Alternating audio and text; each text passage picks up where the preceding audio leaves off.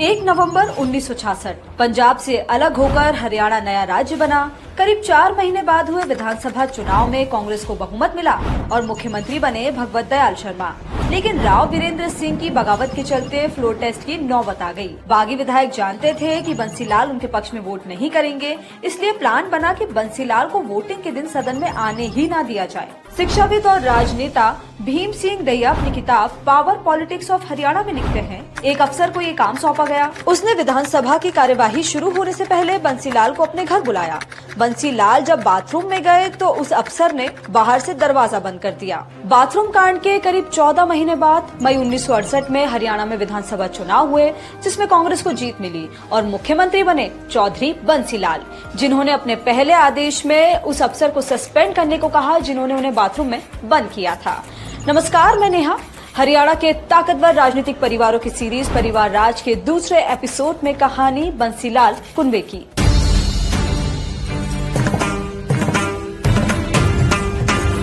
छब्बीस अगस्त 1927 को हिसार जिले के गोलागढ़ में रहने वाले चौधरी मोहर सिंह और विद्या देवी के घर बंसीलाल का जन्म हुआ।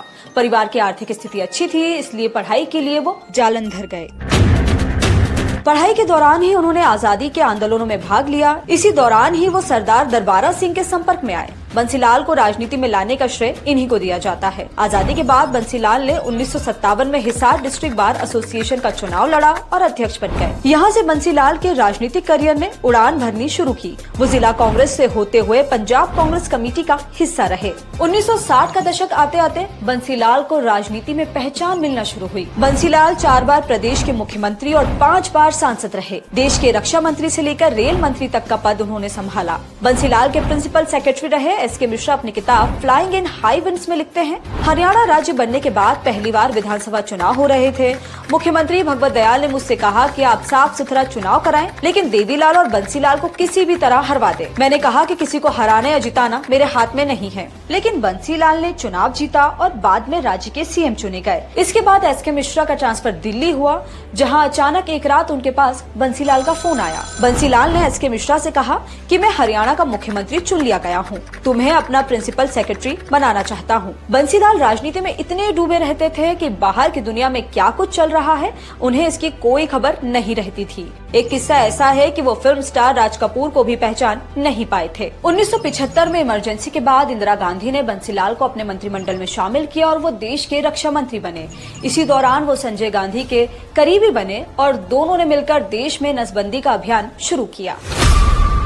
बंसीलाल पर आरोप लगते हैं कि उन्होंने पुलिस को नसबंदी करने का टारगेट दिया था। पुलिस गांव में घुस कर पुरुषों नौजवानों को पकड़ती और उनकी जबरन नसबंदी करवा देती। उस दौरान नारा चलता था कि नसबंदी के 3 दलाल इंदिरा, संजय, बंसीलाल।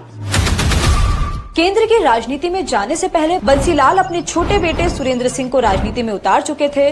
1973 में सुरेंद्र युवा कांग्रेस के कोषाध्यक्ष बन चुके थे। इमरजेंसी के बाद 1977 में हुए विधानसभा